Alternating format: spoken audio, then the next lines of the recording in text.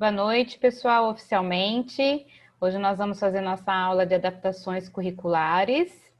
E eu já vou começar chamando a atenção para o nome, que não é o nome mais adequado hoje, mais usado hoje, não é adequações, e sim, aliás, desculpa, não é adaptações, e sim adequações curriculares, né? E depois eu vou explicar o porquê. Vou compartilhar aqui uma tela e a gente vai começar a aula então. Nós temos pouco tempo por conta da limitação aqui do Zoom, então por esse motivo eu já vou começar, tá? Então vamos lá. Adaptações curriculares, né? É o termo que se utilizava antes e que tem na nomenclatura do MEC, tá? Por isso que é um termo amplamente divulgado, adaptações curriculares. Porém, o termo mais correto, mais, vamos dizer assim, melhor aplicado seria adequações curriculares. Por quê? Porque quando a gente fala adaptação, dá a impressão que a gente vai fazer uma gambiarra, vamos dizer assim, na parte pedagógica ou na parte ali da estrutura da escola. E não é isso que seria o legal. Por isso que o termo adequação seria mais indicado, tá bom? Então, vamos lá. Deixa eu ver, só tô vendo a Natália aqui. Deixa eu ver se eu vejo mais gente. Ah, agora eu tô vendo a Priscila. Boa noite, Priscila. Boa noite. Então, vamos lá. Adaptações curriculares de grande porte. Depois eu volto a falar essa questão da adequação novamente, tá? A gente divide esse grupo de adaptações em dois grandes grupos, que é o grupo de adaptações curriculares de grande porte e adaptações curriculares de pequeno porte, tá? E vocês vão entender o porquê no decorrer aí da aula, tá? Então, o que a gente tem que saber antes de iniciar uma adequação curricular? Primeiro, a gente tem que saber que cada aluno tem uma história, cada criança, cada pessoa tem uma história. Essa história compõe uma aprendizagem anterior, um aprendizado já construído, portanto, o ideal é que você faça a avaliação diagnóstica inicial para você saber o que seu aluno já sabe, o que ele ainda precisa aprender, tá? Às vezes a gente acha assim, mas o meu aluno não sabe nada. Bom, nada eu costumo dizer que é uma palavra muito grande, que abrange muita coisa, né? Então, a gente não deve utilizar esse termo, meu aluno não sabe nada, né? Então, normalmente ele vai saber alguma coisa. Ele sabe cores? Bom, já é alguma coisa. Ele sabe números? Não sabe números, mas ele sabe quantificar. Ou ele sabe quantificar, mas não sabe nomear os números. Então, tem que definir o que essa criança sabe, tá? De qualquer adaptação curricular, tá? Qualquer adequação curricular. Características pessoais no seu modo de aprender, tá? Então, a gente sabe que cada um tem um jeito de aprender. Tem pessoas que são mais visuais, tem pessoas que são mais auditivas, tem pessoas que são sinestésicas, que é quando você precisa, além da visão e da audição, você precisa do movimento, tá? Em contato mesmo físico com o objeto de aprendizagem. Por exemplo, quando você usa uma massinha para a criança aprender alguma determinada coisa, você está usando o sinestésico, tá? Não só o visual e nem só o auditivo, tá? Então, é interessante você saber qual é o estilo de aprendizagem dessa criança. Isso não vai ser uma coisa que vai impedir você de fazer uma adequação curricular, tá? Então, se você não souber qual é o estilo de aprendizagem, você está conhecendo a criança naquele momento, isso não tem um problema no sentido de te impedir de fazer a adequação. Porém, se você souber, você vai fazer com maior possibilidade de acerto, tá bom? Enfim, cada um é diferente, né? Uma pessoa é diferente da outra, fisicamente, culturalmente e de diversas formas, né? Eu vou dar um stop aqui no compartilhamento, só para conferir se tem mais alguém chegando. Não estou vendo ninguém aqui. Então, vou voltar lá para a tela de compartilhamento, tá? Sabe-se também que não há aprendizagem se não houver um ensino eficiente. Bom, isso aqui é chovendo molhado, né? Todos nós que estamos na educação, a gente já sabe que isso depende mesmo muito, né? E que tem a questão da aprendizagem significativa, e que envolve o afetivo da criança também, tá?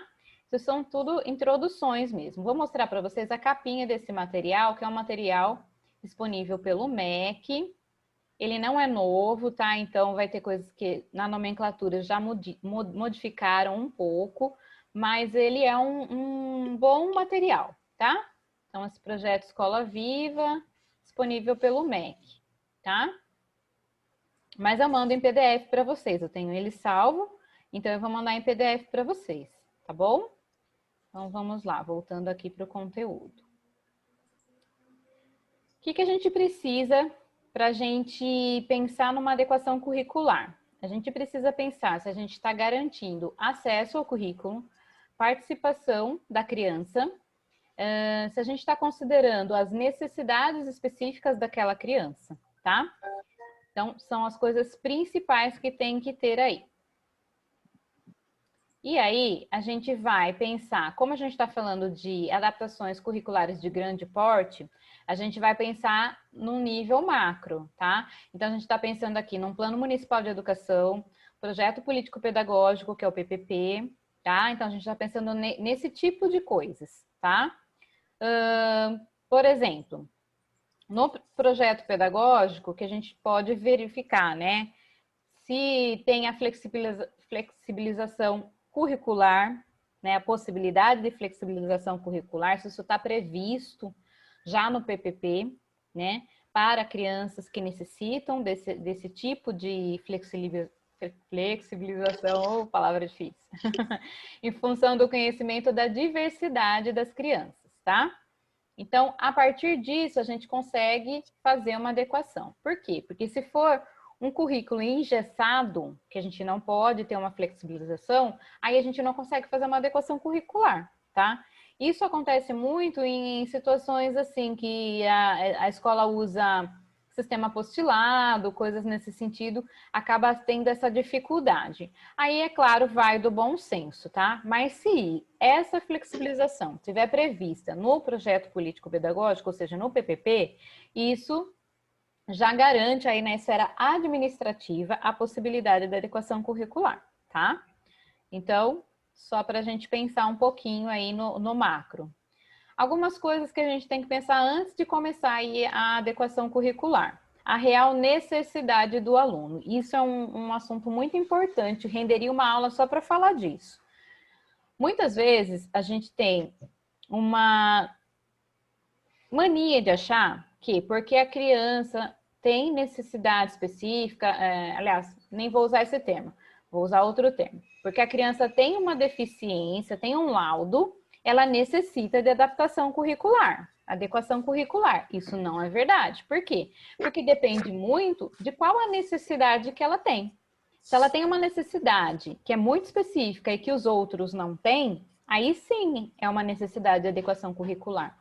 Mas se a necessidade que ela tem, ela também é uma necessidade que outras crianças têm, então não é necessário fazer uma adequação curricular. É necessário pensar talvez num outro currículo, mas não fazer uma adequação curricular. Por quê? Porque, por exemplo, no brincar lá, no contato com a natureza, isso é necessário só para um tipo de criança? Não, isso é necessário para todas as crianças. Então não há uma adequação curricular. Ah, precisa de um lápis um pouco mais, que o lápis seja engrossado. Aí sim, aí é uma adequação curricular. Não é de grande porte, mas é uma adequação curricular, tá?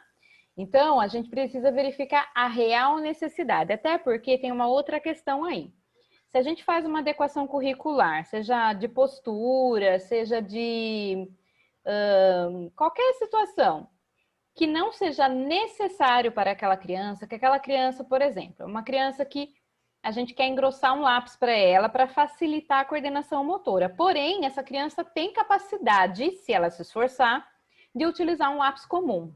Se a gente mesmo assim fizer essa adequação curricular, a gente comete um erro. Por quê? Porque a gente está facilitando um processo que não necessita ser facilitado naquele momento. Isso faz com que a criança se acomode naquela situação e isso trava um pouco o desenvolvimento. Então, muitas vezes, a gente quer fazer uma coisa no sentido de melhorar a vida daquela criança e facilita de uma maneira equivocada, né? Pensando que, não tem capacidade. Então, a gente até chama isso, né, um termo mais aí atual, que é o capacitismo. Quando você acha, você pressupõe que aquela criança não é capaz de fazer algo só por causa de um laudo. E muitas vezes ela é capaz de fazer, né?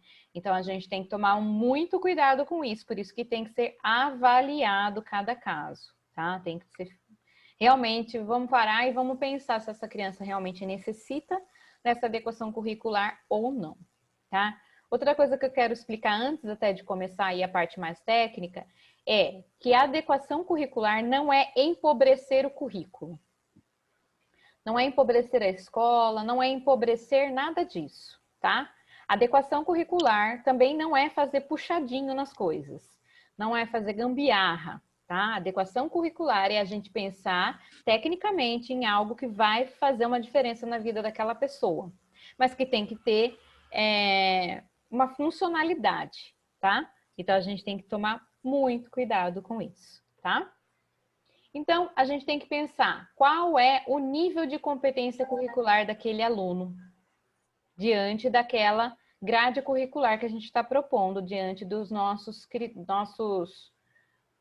conteúdos previstos, né? A gente tem os conteúdos previstos para a série e, diante disso, o que aquela criança é capaz de fazer, tá?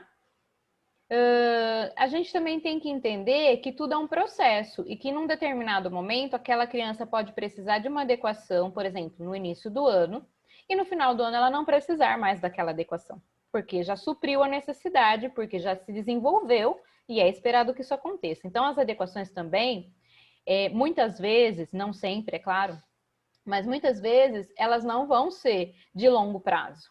Elas podem ser de um curto prazo ou médio prazo, tá? Então, a gente tem que pensar nisso também. Por quanto tempo? Por isso que depois vocês vão ver um modelinho de adequação curricular que eu vou passar para vocês. Ele é anual.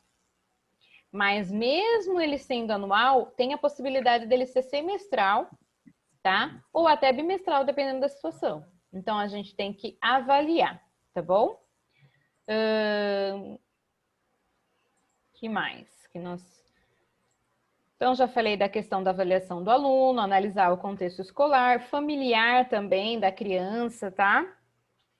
E aí a gente entra numa questão aí que também nem é só do setor público, mas do setor particular também. Muitas vezes as escolas cobram dos pais de pessoas com deficiência um valor maior para fazer as adequações curriculares. Isso não é permitido, isso não é legalmente aceitável, porque se a mãe for atrás, se ela for juridicamente buscar os seus direitos, ela vai verificar que isso é uma obrigação da escola, tá? Para todas as escolas, sejam elas públicas ou privadas, tá bom? Não pode, por exemplo, cobrar mais também para ter um profissional de apoio. Por quê? Porque isso já está previsto na legislação, que não é permitido, não é proibido. Porque se você faz isso, você está discriminando, você está avaliando aquela pessoa em função da deficiência e não em função da pessoa em si, tá? Então, isso também não é permitido, tá? Que mais? Quando a gente vai fazer uma adequação curricular, outra coisa importante, a gente tem que documentar isso. Por isso eu vou enviar para vocês um modelinho, tá? Vocês não precisam seguir igual que está o meu modelo, vocês podem modificar a estrutura e tudo mais, mas vocês precisam ter em mente que vocês têm que ter previsto o que vai ser para a turma toda e o que é adequado, é uma adequação curricular específica para aquele aluno, tá? Então, a gente tem que ter isso em mente e tem que ter documentado, tá? Que mais? Podemos falar sobre isso. Aqui, na verdade, eu estou dando uma pincelada geral, tá? Não estou sendo específica. Bom, agora sim, sendo mais específica, vou falar aqui, então, das competências e atribuições. No âmbito das atribuições formais, cabe à Secretaria Municipal de Educação, ou estadual, no caso, né? Juntamente com a direção das unidades escolares, a responsabilidade de mapear a população que será atendida pela rede escolar, identificar as necessidades específicas, uso termos especiais, mas eu não vou usar muito esse termo, tá? Presentes nessa população. Identificar quais são as adequações curriculares de grande porte que devem ser providenciadas de forma a permitir o acesso e a participação de todos os alunos no cotidiano escolar. Planejar a implementação dessas adaptações, incluindo providências a serem tomadas a curto, médio e longo prazo. Implementar as adaptações de acesso ao currículo e as curriculares de grande porte que lhes são de atribuição e responsabilidade. Tá? E aí o que cabe, então, à direção da escola. A direção da escola cabe permitir e prover o suporte administrativo, técnico, científico para a flexibilização do processo de ensino, de modo a atender à diversidade. Adotar propostas curriculares diversificadas e abertas, em vez de adotar concepções rígidas e homogeneizadoras de currículo, que é a questão que eu falei no início, né, sobre sistemas apostilados, né? Cabe aí a direção fazer aí a flexibilização, permitir a flexibilização, tá? Não fazer, permitir. Flexibilizar a organização e o funcionamento da escola, de forma a atender a demanda diversificada dos alunos. Isso vai acontecer, por exemplo, em situações em que a criança precise de uma adequação de temporalidade. Pode anotar esse nome aí. Adequação de temporalidade. A adequação de temporalidade, que ela consiste basicamente no quê?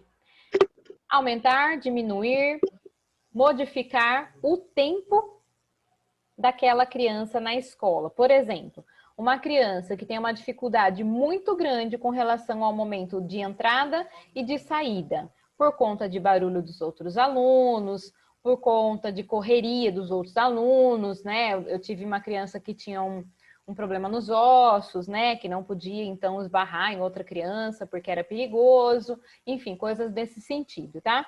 Então, essas crianças que têm essa necessidade, elas devem poder, de acordo com a direção da escola, a direção deve permitir que elas tenham uma adequação de temporalidade. O que seria isso? Ela entrar 10 ou 15 minutos mais tarde ou sair 10 ou 15 minutos mais cedo, tá? Estou falando 10 ou 15 minutos, mas não tem um tempo fixo. Vai depender, é claro, da necessidade. Pode ser meia hora, pode ser 20 minutos, pode ser 5 minutos. Depende muito da necessidade e da realidade da escola, tá? Mas essa adequação de temporalidade, ela é muito importante. O ideal é que a adequação da temporalidade não aconteça a vida escolar inteira da criança, porque senão também se considera uma discriminação, né? Porque dá a impressão que a gente não está querendo que essa criança seja vista com outros alunos, o que não é verdade. Então, por isso, a gente deve tomar o cuidado de não fazer isso de forma permanente, mas sim de fazer isso de forma temporária. Determinar, por exemplo, olha, mãe, durante os 2 primeiros meses de aula, seu filho pode entrar 10 minutos mais tarde para que a gente consiga organizar melhor a entrada dele, né? Fazer uma melhor recepção dele.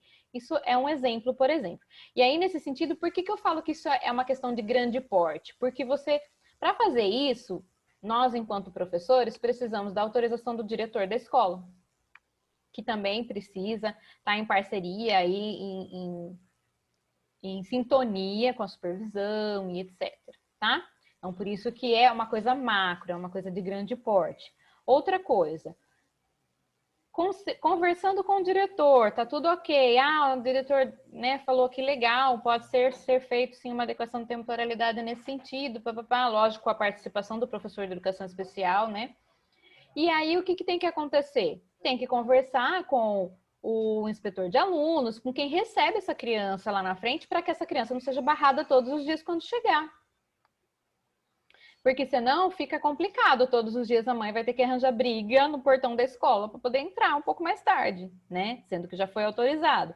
Então precisa ser comunicado a esses funcionários, precisa explicar para eles a questão do acolhimento, como que deve ser feito e tudo mais, tá? Então por isso que podemos considerar isso uma questão de grande porte, sim, e que influencia e muito na sala de aula, tá?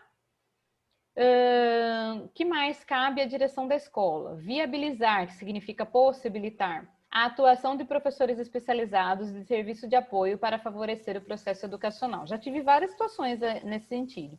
Já tive diretor não, mas já tive algumas situações em que a pessoa não queria que eu entrasse na escola para ver, observar a criança em sala de aula. Então, é complicado, né? Como que eu vou propor uma adequação curricular? Como que eu vou verificar os ajustes necessários se eu não posso observar ela em sala de aula? Então, isso não pode acontecer, tá?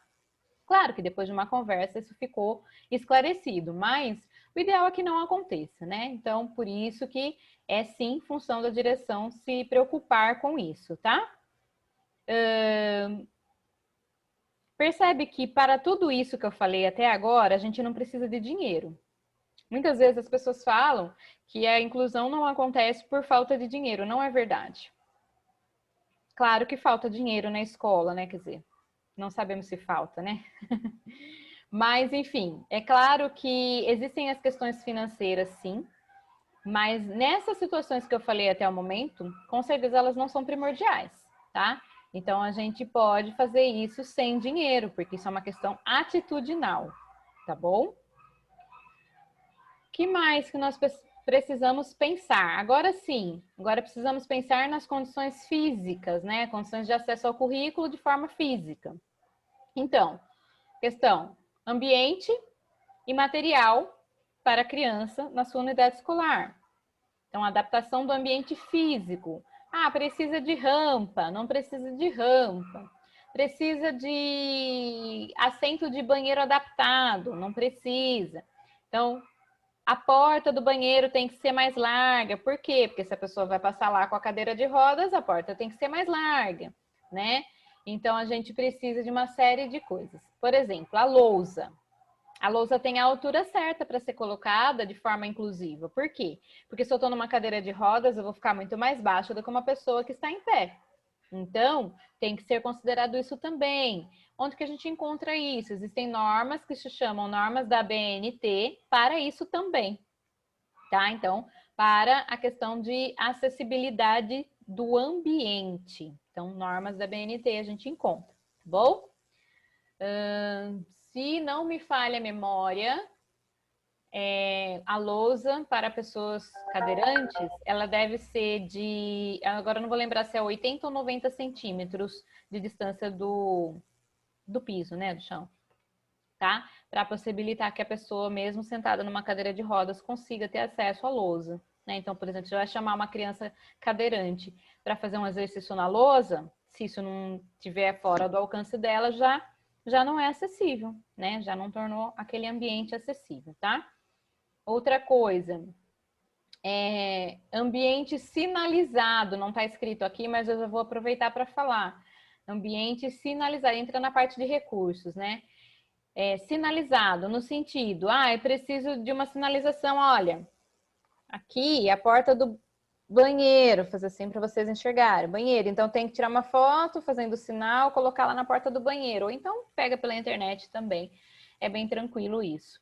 Então, o banheiro feminino tem que estar indicado, banheiro masculino tem que estar indicado por libras, por braille. Por quê? Porque se uma pessoa cega quiser ir ao banheiro e ela não sabe se o banheiro é feminino ou masculino, ela pode entrar no banheiro errado e isso causar um constrangimento para ela e para outra pessoa que está no banheiro, né? Então, são questões físicas e são questões de grande porte. Por quê? Porque envolve a escola toda, tá? Isso não é função de uma pessoa, é função da escola como um todo. E, claro, precisa ser possibilitado pelo diretor da escola, pela secretaria de educação e etc, tá?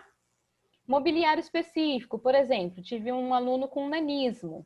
Então, tinha que ser uma mesa, né, uma mesinha um pouco menor, ou então ter um apoio nos pés. É fácil de fazer, tá? Dá para fazer com madeira, é bem simples, né? Mas precisa ser feito, tá? Porque a gente sempre pensa assim, quando vai adaptar o ambiente físico, a gente só pensa em rampa. Mas não é só isso. Tem muitas outras coisas. Sabrine, Pode falar. A Neia, Nélia, está tentando entrar, disse que não conseguiu. Ah, então tá, deixa eu ver aqui se ela pediu aqui. Vou parar um pouquinho aqui a compartilhamento. Deixa eu ver se ela tá por aqui. Deixa eu ver.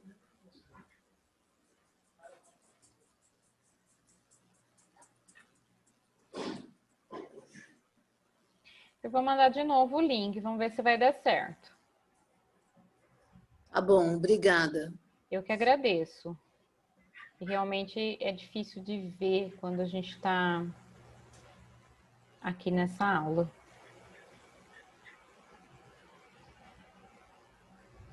Agora ele não está indo aqui, peraí.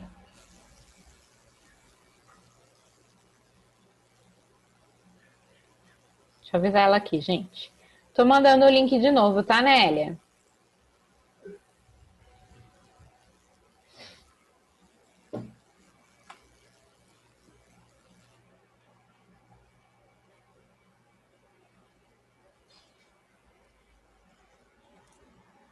Mandando o link de novo, tá, Nélia?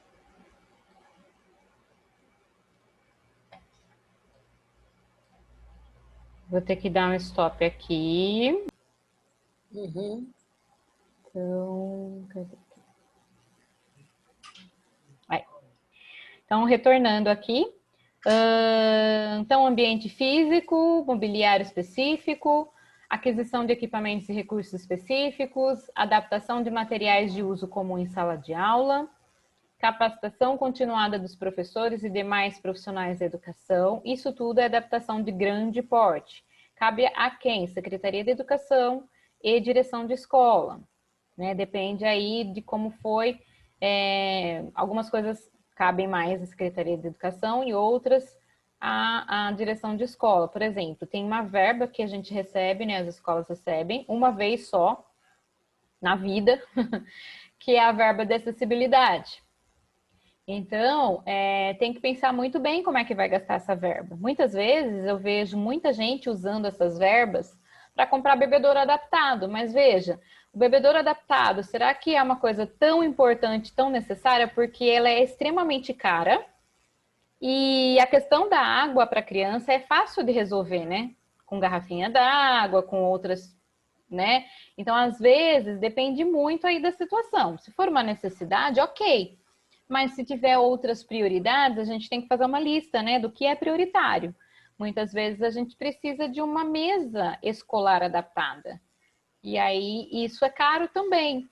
Então tem que aproveitar muito bem essas verbas que vêm, né, porque elas não vêm sempre, como disse, vem uma vez só, para a gente usar de forma adequada e depois não ficar sem aquele equipamento, que vai fazer falta, com toda certeza. E tem outras coisas que são menores que dá para comprar também, por exemplo, a colher entortada, o adaptador de colher, de talheres de uma maneira geral, porque aí você compra o adaptador que ele encaixa tanto no garfo, faca, no que for necessário, né?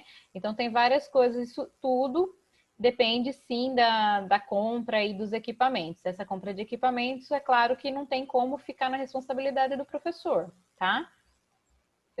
Materiais, capacitação, já falei, né? Efetivação de ações que garantam a interdisciplinaridade e transsetorialidade. Bom, aí também entra a questão de reuniões de equipe, né?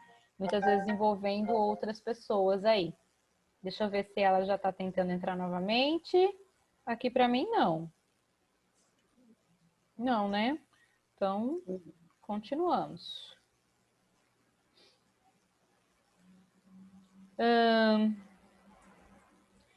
Quando a gente tem, por exemplo, uma criança com deficiência visual, né? Por exemplo, a gente tem como... A gente precisa colocar extintores de incêndio numa posição mais alta, porque ela pode trombar, né? Como ela não vai enxergar, ela não vai visualizar isso de longe, então ela pode trombar. Colocar... Agora eu acho que...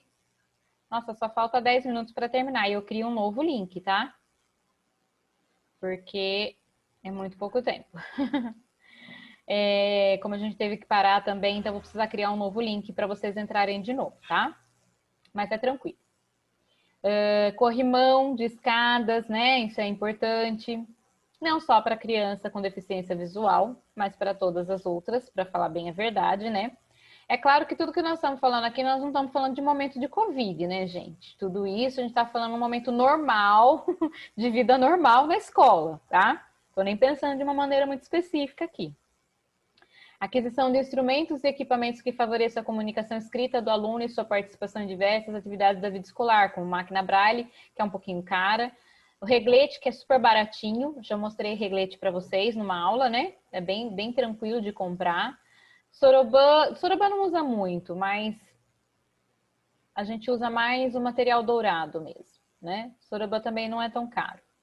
Bengala longa. Bengala, normalmente, a gente também precisa ver muito cada caso e também se a criança já usa, porque tem que ter um treinamento para usar bengala, tá? Então, a bengala não compensa a escola comprar, tá? Compensa realmente deixar, porque a gente tem instituições que trabalham especificamente com isso e fazem a orientação sobre isso. Mas tem também os livros falados, softwares educativos, né, para ampliação de letras em relevo, textura, material didático ampliado ou em relevo, isso sim pode ser solicitado. Por exemplo, os livros didáticos, né, tem que ser cadastrado, que tem criança com deficiência visual, para que a gente consiga receber. Mesmo assim, de início a gente não recebe, a gente tem que ficar pedindo, tá? Então, a gente tem que prestar atenção nesses itens também, tá? Enfim, as adaptações de grande porte, elas dependem do sistema educacional como um todo, das legislações, dos órgãos oficiais que autorizam os procedimentos, os princípios e as modificações arquitetônicas, por exemplo, se for um caso de rampa, por exemplo, né?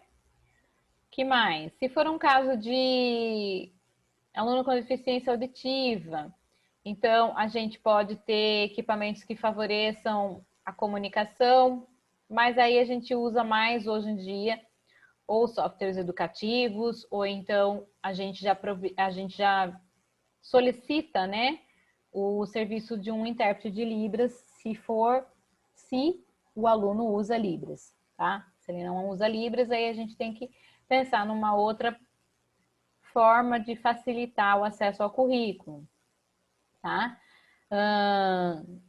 Aí, no caso de crianças com deficiência física, adaptação do edifício, né? Então, as rampas com inclinação adequada, porque rampa também não é só fazer uma rampa, tem que ser a rampa correta, né? Com a inclinação adequada, porque senão a pessoa corre risco ali com a cadeira de rodas, tá? O alargamento de portas, barras de apoio, tá?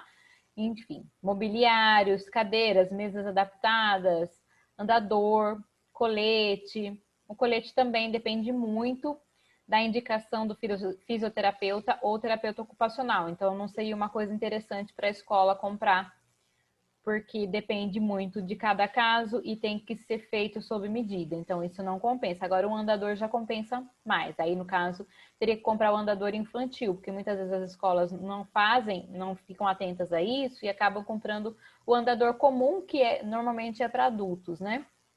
E infantil, ele é um pouquinho mais estreito e ele é menor também, tá? Então, a gente tem que prestar atenção nessas questões. Enfim, são várias coisas que a gente tem que pensar aí, né?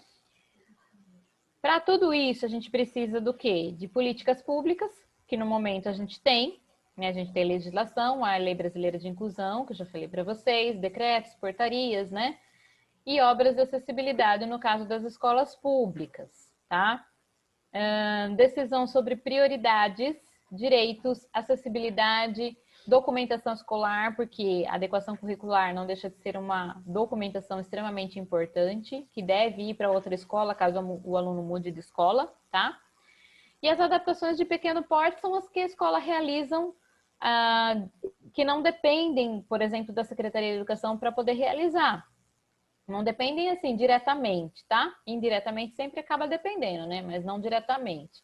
Então, às vezes uma adequação que seja um pouco mais passageira, que é uma coisa de curto prazo, tá? Ou então de médio prazo, tá? Como, por exemplo, modificar o conteúdo das matérias, né? Das disciplinas, naquele momento, para aquela situação, para aquele aluno, modificar os objetivos, as estratégias a serem utilizadas ou os recursos didáticos, o tempo de oferta dos materiais, né? Os formatos de avaliação, isso também pode ser feito e é uma adequação de pequeno porte, tá? Que não depende diretamente aí de outras instâncias. E aí a gente pensa, né, que cabe, em geral, ao docente e à equipe pedagógica, né, esgotar as formas de ensinar e de construir o conhecimento. Então, a gente tem que pensar, ampliar o nosso pensamento de como fazer para que aquela criança tenha realmente acesso, tá, às informações. Depois de todas as tentativas esgotadas dentro de um mesmo nível de complexidade, é necessário, então, encaminhar o aluno para um serviço especializado, caso ele ainda não frequente, né? Tem algumas adaptações que nem necessitam que o aluno já esteja, por exemplo, no AE, alguma coisa assim, tá? Mas o ideal é que vocês sempre conversem com o professor do AE ou da educação especial de uma maneira geral, porque ele vai ter uma visão possivelmente mais ampla com relação a algumas adequações e a questão também de conhecimento de materiais, né? Às vezes a gente conhece alguns recursos que não são divulgados, então por conta disso também, tá? Quem que costuma precisar das adequações? Por exemplo, um aluno que não se apropriou da língua, né, da linguagem ainda, ele pode precisar de adequações. Um aluno com deficiências sensoriais como cegueira, baixa visão, surdo-cegueira, surdez, a deficiência auditiva, tá?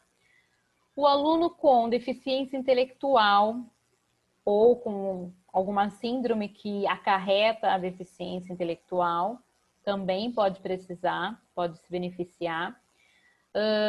Alunos com TEA, né, que é o transtorno do espectro autista, temos 2 minutos só.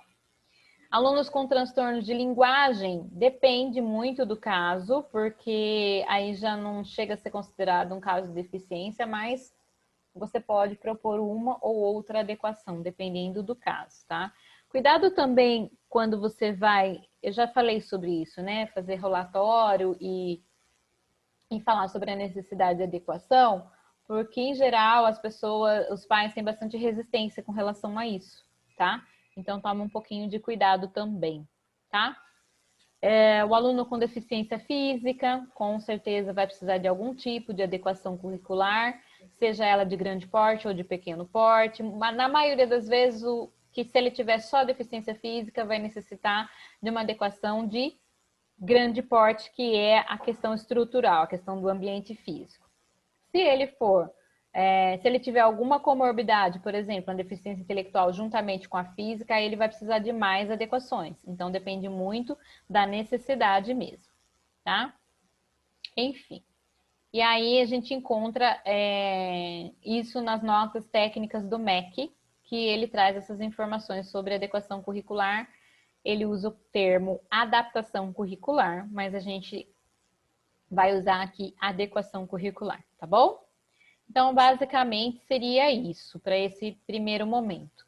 Como já vai acabar aqui, ó, eu vou criar o link novamente. Vocês topam entrar mais um pouquinho? Falta poucos minutos para a gente encerrar, mas eu gostaria de fazer mais algumas falas com vocês. Então, vou colocar novamente lá no grupo um link, vou criar novamente, vou colocar lá para vocês. Aí a gente retorna em menos de 5 minutos, tá bom?